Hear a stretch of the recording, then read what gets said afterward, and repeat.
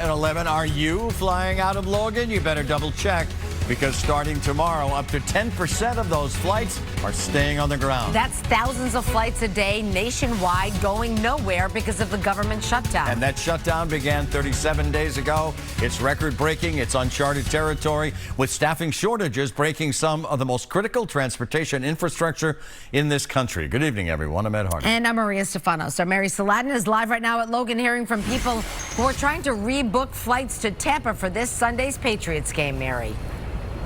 Yeah, that's right, Marie. You know, a lot of travelers already feeling the fallout of these flight reductions. And look at the board. I mean, even today, Logan had nearly 50 cancellations and 500 delays.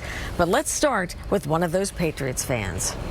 Dan Gold-Pittigoff is a huge Patriots fan, has tickets to Sunday's Pats-Buccaneers game, but then got an email this evening from JetBlue that his flight tomorrow morning is now canceled. First thing I did was jump in the queue of JetBlue and started out being about 18, 20 minutes. And over an hour and a half, I was still in the queue with no response. Thankfully, Dan got another email saying he'd been rebooked. It was a connecting flight much later in the day, but he'll take it. I don't have seats yet, but I'm confirmed on the flights. We also zoomed with Kyle Belcher, delayed twice in the Phoenix airport. Delta saying the problem is in Boston. Saying that it was FAA issues and they had to slow down because they didn't have the staff in Boston to handle incoming. I don't know if it was ground staff or air traffic staff or whatnot, but they said it was a staffing issue more than anything. I mean, we've been looking at our plane for the last 4 hours. The flight reductions are real and impacting 40 airports nationwide, and there is already concern about holiday travel. It gets a lot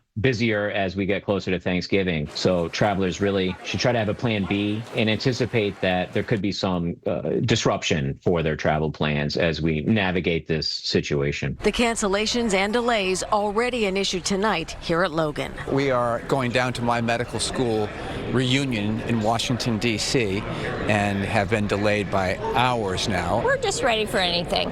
You have to be flexible.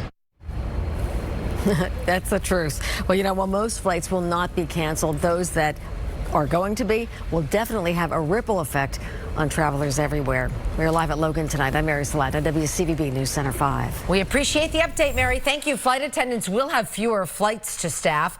The Association of Flight Attendants, CWA, releasing this statement, and I quote, "The false narrative that this shutdown is a choice of either paying federal workers or protecting affordable health care is outrageous when both crises were manufactured by the exact people who can fix it.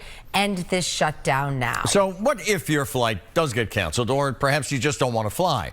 Delta, United, and American will allow you to change, cancel, or refund your flight without a penalty if you're flying to or from one of the affected airports. But as far as JetBlue is concerned right now, you're only entitled to a refund if your flight gets canceled and you don't want to travel. JetBlue says in most cases, the airline will automatically rebook you. Meanwhile,